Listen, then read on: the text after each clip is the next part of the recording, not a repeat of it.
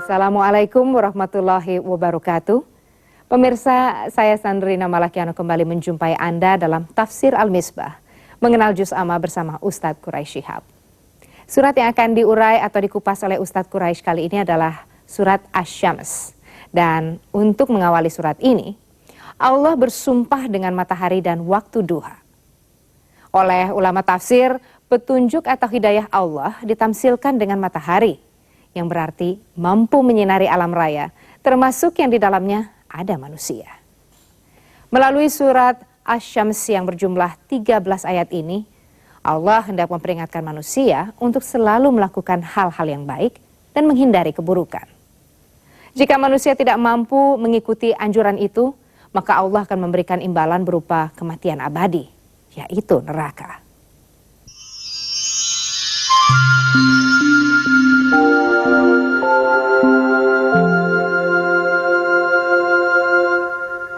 Bismillahirrahmanirrahim. Alhamdulillah, wassalatu wassalamu ala rasulillah, Sayyidina Muhammad wa ala alihi wa ashabihi wa man wala. Dalam episode ini, kita akan berbicara tentang surah Wasy-Syams atau Wasy-Syamsi wa duhaha. Surah ini termasuk surah yang turun di Mekah. Sementara ulama beranggapan bahwa dia adalah surah yang ke-26 yang diterima oleh Rasulullah Sallallahu Alaihi Wasallam. Dia bermula juga dengan sumpah, Wasy-Syamsi wa duhaha wal qamari idza talaha wal laili idza yaghshaha wan nahari idza jallaha. Ada hal-hal menurut sementara ulama, kalau Allah bersumpah dengan sesuatu yang dipertuhan oleh manusia atau terlalu diagungkan oleh manusia, maka Allah menunjukkan ketidakwajarannya dipertuhan, menunjukkan bagaikan kelemahannya untuk berkedudukan sebagai Tuhan. Kita tahu ada yang menyembah matahari. Maka di sini Allah bersumpah demi matahari dengan cahayanya ketika naik sepenggalahan. Duha. Salat duha kan itu dilakukan sewaktu matahari sudah naik sebenarnya. Tetapi matahari ini berganti di waktu malam. Digantikan oleh bulan. Wal qamari idza talaha, dan demi bulan yang mengikuti matahari. Kalau tadinya matahari memiliki cahayanya di waktu siang, bulan memiliki cahayanya di waktu malam. Hanya saja tala, kita mau lihat dulu tala itu apa artinya. Tala itu artinya mengikuti, tilawatil Quran. Sebenarnya itu maksudnya membaca yang diikuti dengan pengamalan. Membaca yang diikuti dengan pengamalan. Ya toh? Saya bisa membaca sesuatu, saya tidak ikuti dengan pengamalan. Apalagi kalau bacaan itu tidak ada manfaatnya atau sesuatu hal yang buruk. Tapi kalau bacaan suci, itu digunakan kata tilawah. Untuk mengisyaratkan ikuti apa petunjuk bacaan itu dengan pengamalan.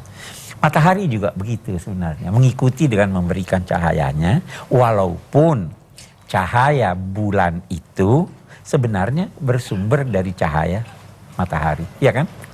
Oke. Wal qamari idza talaha wal laili idza yaghshaha, dan demi malam, yaghsha kita seringkali sudah menjelaskan, yaghsha itu artinya menutup. Wal laili idza yaghshaha, dan demi malam ketika menutupinya. Nyanya itu kemana? Ada yang berkata menutupi matahari.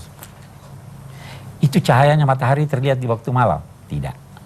Malam menutupi cahaya itu. Sebenarnya yang menutupi cahaya itu bukan malam, tapi peredaran bumi kan. Peredaran bumi sehingga Bagian bumi ini cahaya matahari tidak sampai ke bumi. Ada juga yang berpendapat yaghshaha, malam ketika menutupi bumi. Kan di waktu malam kita tidak lihat apa-apa nih di bumi. Kita memerlukan cahaya. Walaili idza yaghshaha wan nahari idza jallaha. Dan siang ketika memperjelas cahaya matahari. Oke. Betapapun 4 ayat ini kesemuanya berbicara tentang matahari. Ini nanti setelah sumpah-sumpah berikutnya Allah akan kaitkan dengan jiwa manusia. Ada enggak saat cahaya matahari nampak? Ada. Ada manusia yang mendapat cahaya. Ada enggak saat matahari cahayanya tidak nampak? Ada manusia yang tidak nampak darinya kebaikan. Ada manusia yang hatinya gelap seperti gelapnya malam. Oke, kita lanjutkan dulu sebentar, saya masih akan kembali ke sana. Kemudian was-samai wa ma banaha. Sumber cahaya matahari itu dari atas kita, di langit. Ya, Allah bersumpah demi langit dan peninggiannya. Terus cahaya matahari ini sampai ke bumi. Cahaya bulan yang di langit itu sampai ke bumi. Maka dia berbicara lagi tentang bumi. Wal ardi wa ma tahaha. Demi bumi dan penghamparannya. Apa ya Allah kamu bersumpah begini? Apa ini maksudmu? Dia katakan wa nafsi wa ma sawwaha fa alhamaha fujuraha wa taqwaha. Demi jiwa manusia dan penyempurnaan jiwa itu. Jadi Allah itu menyempurnakan jiwa manusia. Bagaimana cara penyempurnaan jiwanya? Fa'alhamaha fujuraha wa taqwaha. Allah mengilhami jiwa manusia itu kepada ketakwaan dan kepada kedurhakaan. Nah, saya kembali sekarang ke Asy-Syams. Itu cahaya matahari bermacam-macam ya. Bermacam-macam cahaya matahari. Bukan hanya warnanya yang bermacam-macam. Bukan hanya yang diakibatkan oleh cahaya matahari, kita lihat ada pelangi ya. Oke. Bukan hanya itu. Siang kekuning-kuningan, malam merah. Bukan hanya itu. Sinarnya pun ada sinar X, ada gamma, macam-macam. Ada sinarnya yang kita bisa lihat, ada cahayanya yang kita bisa lihat, ada yang tidak kita bisa lihat. Gelombang suara itu kita tidak bisa lihat. Sinar X itu kita tidak bisa lihat. Petunjuk Tuhan diibaratkan dengan cahaya matahari. Nah, kita lihat lagi matahari sekarang. Kita lihat matahari. Kalau matahari terbit, ada cahayanya. Semua bisa dapat cahayanya atau tidak? Semua. Semua. Tergantung dari posisi Anda. Anda mau dapat cahayanya? Coba ke depan. Kalau Anda bersembunyi, Anda tidak dapat. Begitu petunjuk Tuhan. Kalau Anda menyiapkan jiwa Anda untuk mendapatkan cahayanya, Anda dapat. Jangan persalahkan cahaya matahari. Kalau Anda kedinginan, karena tidak terkena, itu salah Anda. Iya kan? Cahaya Tuhan begitu. Petunjuk Tuhan seperti itu.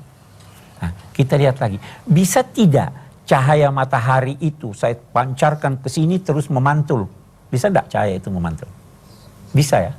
Bisa. Boleh jadi saya nasihati Anda, tidak bermanfaat nasihat itu buat Anda, tapi yang dengar di sana memantul ke sana. Itu petunjuk Tuhan seperti itu. Wasyamsi wadduhaha wal qamari idza talaha wal laili idza yaghshaha wan nahari idza jallaha dan seterusnya. Nah, kita kembali. Fa alhamaha fujuraha wa taqwaha.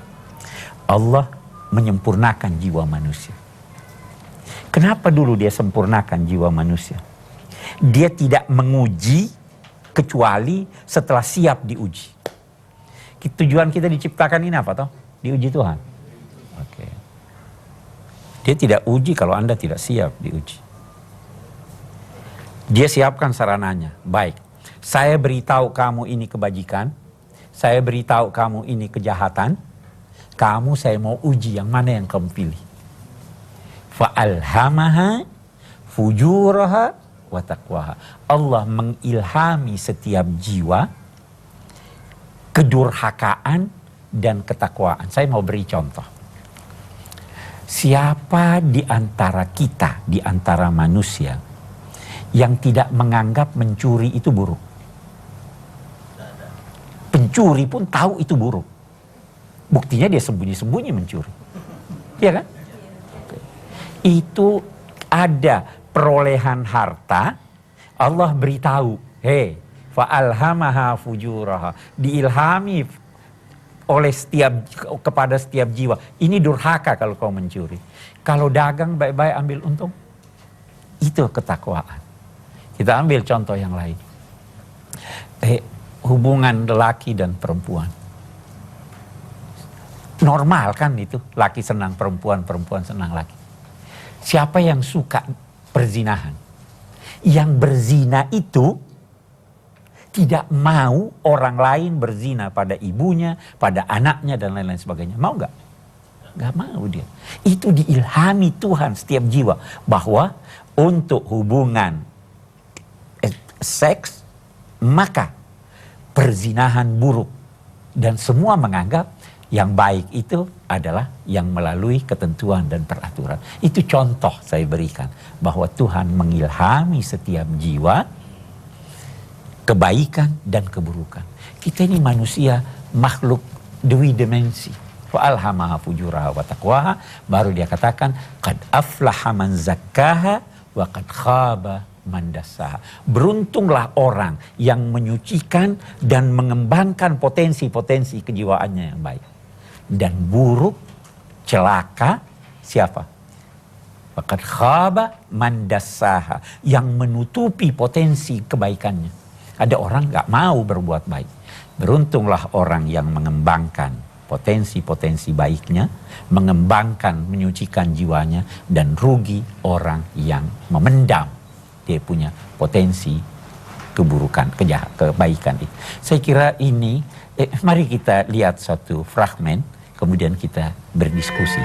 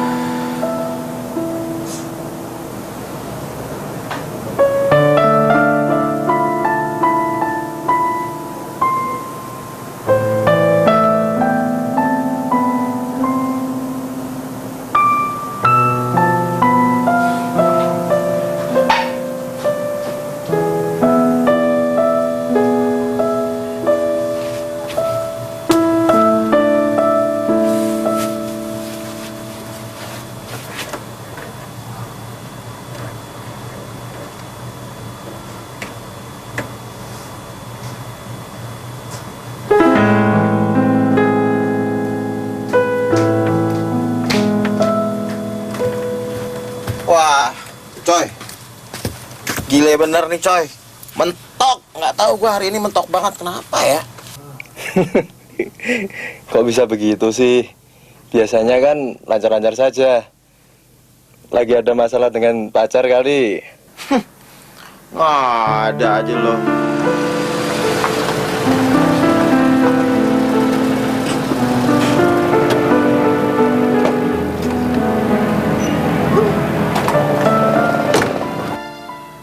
kali ya. Enggak juga ah. Udah baikan kok kemarin. Enggak ada hubungannya, nggak ada hubungannya. Ya udah, Mas Hedi nyantai aja dulu. Ya udah, gua ke depan dulu ya. Oke, sip. Mbak Arif dari mana aja sih, Mbak? Nggak kemana-mana. Aku emang dari rumah mau kesini. Terus? Tahu nggak? Feelingku so good banget. Apaan? Aku tahu kalau Harry di situ ada problem. Ya kan? Mbak Ari paling bisa aja. Nggak tahu yang bener Mbak Ari, serius. Nggak tahu hari ini aku lagi mumet banget, lagi mentok banget, nggak bisa ngapain, nggak bisa nerusin. Iya kenapa? Nggak tahu kenapa aku dari tadi ngaransemen lagu, mentok aja nggak bisa nerusin banget. Pokoknya aku minta tolong Mbak Ari, terusin dong ngaransemen lagu aku. Ya oke, tapi lagunya apa? Alah, lagunya gampang, lagu pop, lagu makanan Mbak Ari sehari-hari. Cuman kali ini lagu popnya pop yang religius. Rencananya sih aku mau bikin judulnya Ibu. Oke. Dengerin di dalam aja ya. Ayo, aku bantu ya. Yuk. Asik.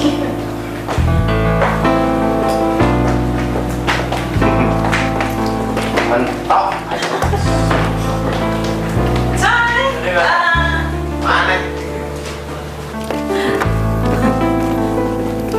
Enggak nih, jangan ketawain tapi ya. Aku baru dapat depannya aja sih. Gimana coba?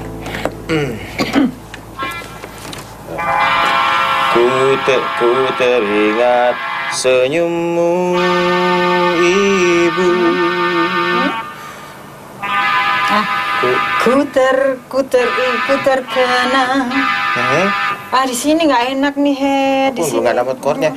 Tapi kayaknya kalau aku bilang mungkin kayaknya kita mesti berdoa dulu kali ya. Kita lupa nih.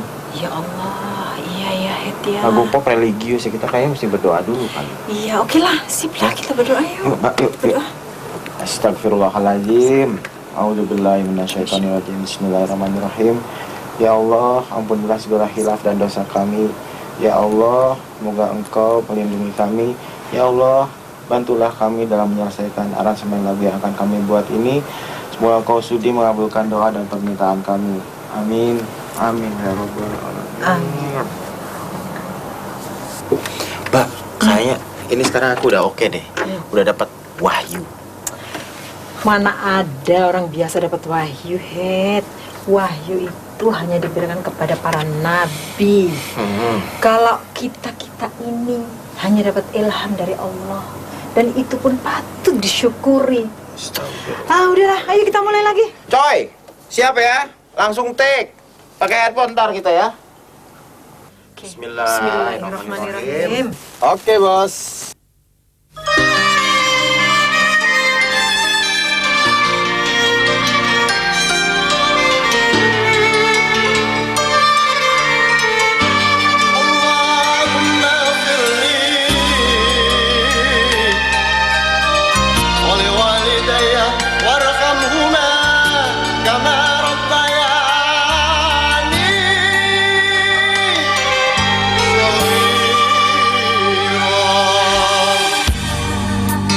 Terkenang senyummu, Ibu. Ku teringat tangismu di saat Ibu berdoa dan bertasbih mendoakan putra putrimu. Silakan, siapa yang mau bertanya? Silakan. Terima kasih Bapak Ustadz. Yang saya ingin tanyakan, apa perbedaan antara inspirasi, ilham, wahyu, dan ilmu ladun? Itu aja. Inspirasi, ilham, wahyu, ilmu laduni. Wah, ini banyak sekali nih, 4 nih. Oke, kita persingkat. Ilham boleh jadi dapat dipersamakan dengan inspirasi. Hanya satu asalnya bahasa Arab, satu asalnya bahasa Inggris. Oke. Ilham itu kita lihat dari segi bahasa Arab, terambil dari kata al-lahm, bukan al-lahm ya. Lahm itu daging, ini al-lahm, ilham. Itu berarti menelan dengan cepat sekaligus. Nah, ilham itu adalah sesuatu yang datang ke dalam benak kita dengan cepat bagaikan kilat. Terus dia mantap di dalam. tanpa diketahui dari mana sumbernya. Kalau wahyu itu artinya isyarat dengan cepat juga. Tetapi wahyu itu diketahui oleh yang menerimanya, dalam hal ini Nabi, bahwa itu bersumber dari Tuhan. Ilham itu bisa diibaratkan dengan rasa lapar. Siapa yang beritahu Anda bahwa Anda lapar? Tahu enggak? Rasa lapar aja terus, rasa haus aja terus. Tidak diketahui dari mana sumbernya, tapi kita dapatkan di sini. Ilham seperti itu. Terkadang kita duduk termenung, tiba-tiba datang sesuatu dengan cepat. Anda tidak bisa tolak kalau dia datang, tapi Anda tidak bisa undang juga. Ya kan? Itu ilham. Nah, ilmun laduni sebenarnya tekanannya pada produk hasil dari ilham itu. Yaitu pengetahuan yang bersumber dari Allah, yang kepada manusia biasa disampaikannya melalui ilham. Ilmun laduni adalah pengetahuan yang bersumber dari Allah Subhanahu wa ta'ala. Itu ilmu laduni. Nah, dari sini nanti berbeda. Ada orang berkata kata hati. Belum tentu semua kata hati itu bersumber dari Tuhan. Bisa bersumber dari setan itu kata hati. Ya kan? Nah, ilham itu yang bersumber dari malaikat, tapi kita tidak yakin. Kita tidak tahu bagaimana datangnya, langsung ada kemantapan di dalam hati. Jelas itu ya bedanya antara wahyu, ilham, dan inspirasi. Baik, siapa lagi? Silahkan. Bismillahirrahmanirrahim.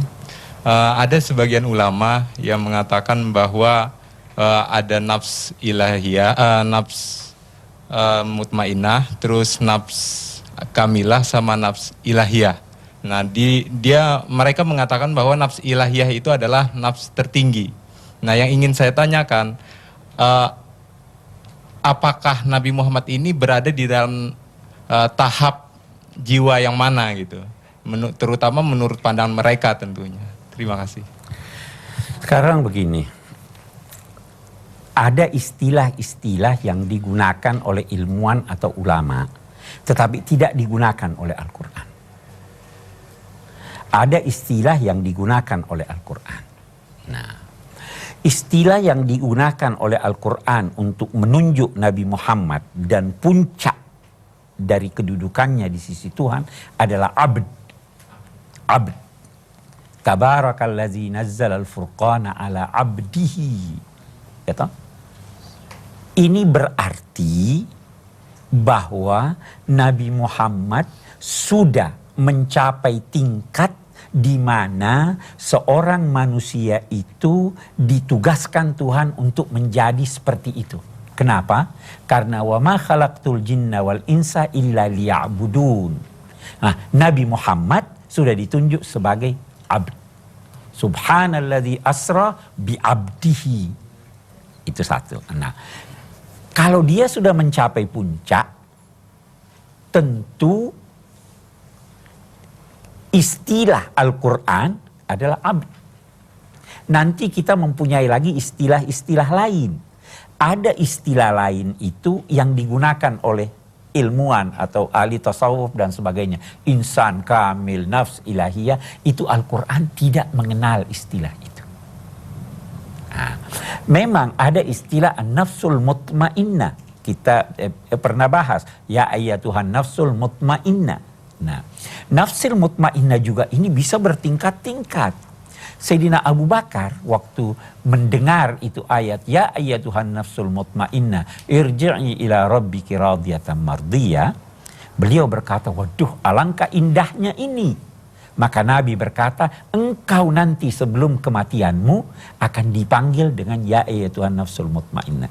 Jadi kalau Sayyidina Abu Bakar sudah nafsul mutmainnah, sedang kedudukan Sayyidina Abu Bakar dibanding dengan kedudukan Rasulullah itu adalah bandingan antara guru dengan murid, maka tentu puncak dari nafsul mutmainnah itu adalah Rasulullah.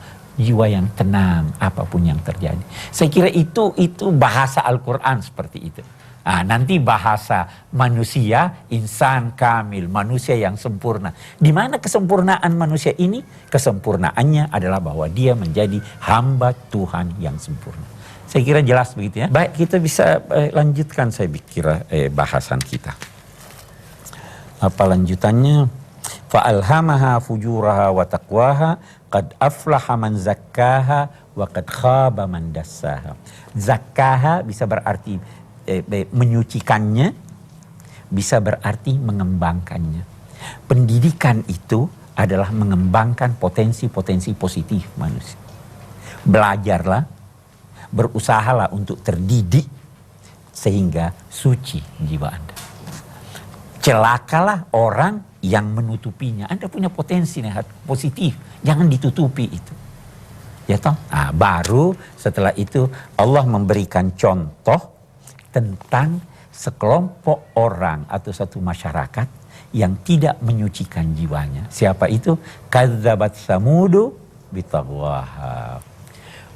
Kaum Samud, yaitu umatnya Nabi Saleh, telah mendustakan Nabi Saleh, mendurhakainya, mendustakan nilai-nilai agama yang disampaikannya disebabkan karena pelampauan batasnya. Apa itu pelampauan batasnya? Nah, kita lihat. Itu kaum Samud, masyarakat yang terkenal pandai memahat. Indah pahatannya, rumah-rumahnya dipahat. Pahatannya itu bagaikan sesuatu yang hidup.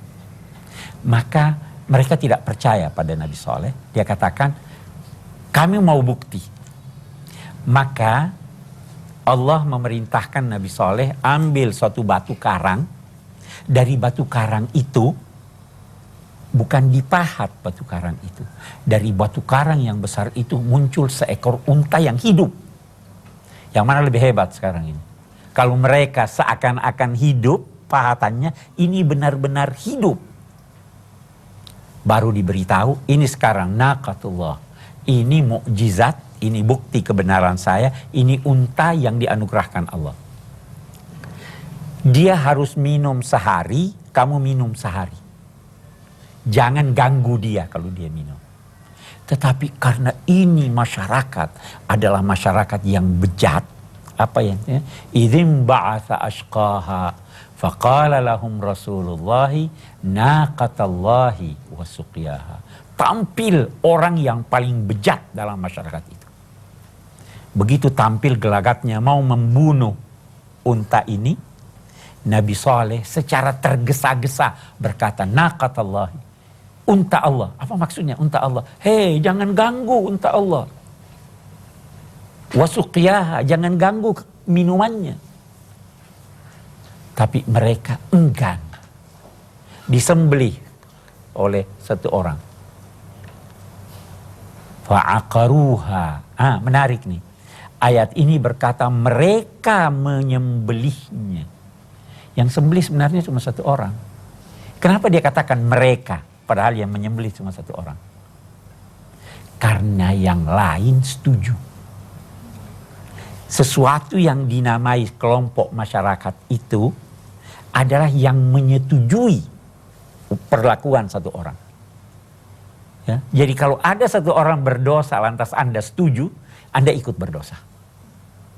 Nah, ini yang digambarkan oleh fa'aqaruha fadamdama alaihim rabbuhum bidzambihim fasawwaha. Fadamdama alaihim rabbuhum bidzambihim fasawwaha. Damdam itu artinya menghancurkan sampai rata. Damdama alaihim, bumi dihancurkan Tuhan sampai rata. Mereka semua mati. Kenapa? Bidzambihim, karena dosa mereka. Allah tidak menyatakan di sini bidzunubihim, karena dosa-dosa mereka. Satu dosa yang disepakati oleh semuanya, dosa yang sedemikian besar, itu menjadikan Allah menghancurkan mereka. Baru akhirnya dia katakan wala yakhafu uqbaha. Apa artinya la yakhaf? Dia tidak takut. Uqbaha akibatnya. Siapa yang tidak takut akibatnya? Bisa dua pengertian. Ini waktu disembelih, waktu durhaka. Yang menyembelih tidak takut menyangkut akibat kedurhakaannya. Jelas itu kan? Nah, bisa juga dia kiasan. Satu orang yang kuat, kalau mengambil suatu tindakan, bisa jadi terlintas dalam pikirannya apa dampak dari tindakannya. Bisa enggak begitu? Nah, Allah melukiskan dirinya. Fadamdama alaihim rabbuhum bizambihim fasawwaha. Dihancur leburkan mereka dan Allah tidak peduli apa akibatnya. Dia tidak takut. Apapun yang mereka mau lakukan Allah tidak takut. Itu arti wala yakhafu uqbaha. Nah, apa yang kita bisa angkat dari sini yang saya ingin tekankan di sini, bahwa dalam pandangan Al-Qur'an persetujuan secara diam-diam menyangkut suatu dosa itu dapat dinilai sebagai dosa walaupun Anda. Karena itu kita pernah baca sebelum surah ini tawasau bis sabr, tawasau bil marham. Karena itu perlu ada kontrol sosial, perlu ada amr bil ma'ruf. Paling sedikit ucapan, kalau ucapan pun tidak bisa, maka hati Anda jangan setuju. Kalau Anda melihat suatu kemungkaran, lantas ikut tertawa atau bertepuk tangan, Anda terlibat di dalamnya. Paling tidak Anda melihat tetapi dengan mata sebelah memalingkan diri, hati Anda tidak setuju. Nah, itu baru dinilai Anda tidak terlibat. Nah, ini di surah ini yang melakukan pembunuhan seorang atau segelintir orang, tetapi karena semua setuju, damdama alaihim rabbuhum bidzambihim fasawwa. Kita boleh jadi dalam satu masyarakat hal itu terjadi. Itu sebabnya diingatkan wattaqu fitnatan la yusibanna alladziina zalamu minkum khassa. Hati-hatilah terhadap cobaan Tuhan yang tidak menimpa hanya orang-orang yang berlaku aniaya di antara kamu. Bisa menyeluruh siksa itu, bisa menyeluruh bala itu. Saya kira ini, mari kita diskusikan ayat kita, saya kira. Silahkan siapa yang mau bertanya. Baik, silahkan yang mau bertanya. Anda, silahkan. Terima kasih, Ustadz. Seperti yang Ustadz uraikan tadi, bahwa setiap kita dianugerahkan potensi baik dan buruk. Ini tentu sangat sulit bagi kita yang tidak mempunyai kiat untuk mengembangkan potensi baik. Sebenarnya apa kiat kita sehingga yang senantiasa berkembang itulah potensi baik? Terima kasih, Ustadz. Ya. Banyak kiat untuk itu. Sebagian di antaranya saya akan sebutkan. Yang pertama, carilah teman yang baik. Bacalah bacaan yang baik. Itu akan membantu Anda. Pelajarilah pengalaman orang-orang terdahulu. Ini akibatnya begini, ini akibatnya begitu. Dan ketahuilah bahwa melangkah kepada yang buruk itu mudah sekali. Dan langkah itu tidak terasa. Terus itu sebabnya di dalam Al-Quran ada dikatakan khutuwatis syaitan. Langkah-langkah setan. Itu sekali langkah Anda, karena itu usahakan jangan melangkah kepada yang buruk. Walaupun keburukan itu Anda masih anggap enteng. Karena sekali melangkah, langkah berikutnya sudah lebih jauh. Langkah yang ketiga sudah lebih jauh. Sampai akhirnya terjerumus di dalam. Saya kira itu kiat-kiat ya yang ini. Baik, silahkan yang lain. Terima kasih.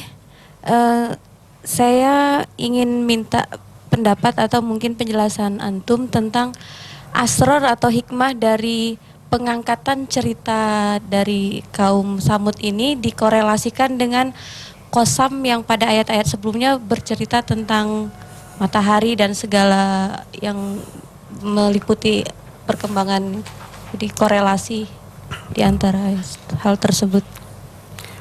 Oke. Dimulai dengan matahari, ada kegelapan, ya toh? Ini isyarat tentang dua hal yang berbeda. Matahari dengan cahayanya yang naik sepenggalahan dan lain-lain sebagainya diibaratkan seperti tuntunan ilahi. diibaratkan seperti dan kegelapan malam diibaratkan seperti fa'alhamaha fujuraha, dan ini taqwaha. Jadi berarti dalam kenyataan hidup ada terang dan ada gelap. Dalam kenyataan hidup manusia secara umum ada gelap, ada terang. Jangan jadikan jiwa Anda gerhana. Jangan jadikan jiwa Anda gelap.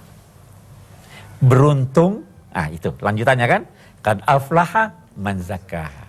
Beruntunglah dia mendapatkan apa yang dia harapkan, yang mengembangkan jiwanya. Dan merugi yang tidak mengembangkan, yang menutupi potensi negatifnya, potensi positifnya ini. Baru diberi contoh. Jadi sangat runut ini ayat. Ya, contohnya siapa yang dasa kaum Samud. Ya kan? Jadi sangat berkait itu. Sudah jelas itu ya. Baik, mungkin kita akan mengambil kesimpulan singkat menyangkut surah kita ini. Kesimpulan yang pertama, kebahagiaan manusia berkaitan dengan upayanya mengembangkan jiwanya. Kebahagiaan manusia berkaitan dengan ketakwaan dalam dirinya. Dia tidak bakal bahagia kalau dia tidak bertakwa. Dan ingat, saya sering berkata, aflaha itu berarti qad aflaha man zakkaha. Aflaha itu berarti memperoleh apa yang dia harapkan. Harapan Anda di dunia, harapan Anda di akhirat, Anda bisa peroleh selama Anda mengembangkan jiwa Anda. Dan kecelakaan di dunia atau di akhirat kalau Anda menutupi potensi-potensi diri Anda. Anda punya potensi untuk berpengetahuan, itu ditekan, itu ditutupi, Anda celaka, Anda rugi. Itu kesimpulan yang pertama. Kesimpulan yang kedua adalah yang dinamai masyarakat adalah kumpulan manusia yang memiliki nilai-nilai yang dia setujui. Itu masyarakat. Kita masyarakat Indonesia kita punya nilai-nilai. Wa kadzalika zayyana likulli ummatin amala. Demikian kami memperindah untuk setiap masyarakat amal-amal mereka. Kalau nilai-nilainya baik, Anda setuju, Anda dinilai baik. Kalau nilai-nilainya buruk, Anda setuju, Anda dinilai buruk. Sayyidina Ali berkata, innama yajma'un nas as-sukhta war-ridha. Yang membentuk masyarakat itu adalah setuju atau tidak setuju.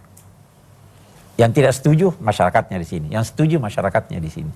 Kaum Samud tidak setuju pada Nabi Nuh, nabinya, Nabi Saleh ya. Dan dia setuju penyembelihannya. Itu masyarakat yang bejat. Kita juga seperti itu. Itu kesimpulan dari surah kita ini. Ya. Mudah-mudahan ada manfaatnya. Insya Allah dalam masa-masa datang kita akan lanjutkan untuk surah-surah yang lain. Wassalamualaikum warahmatullahi wabarakatuh.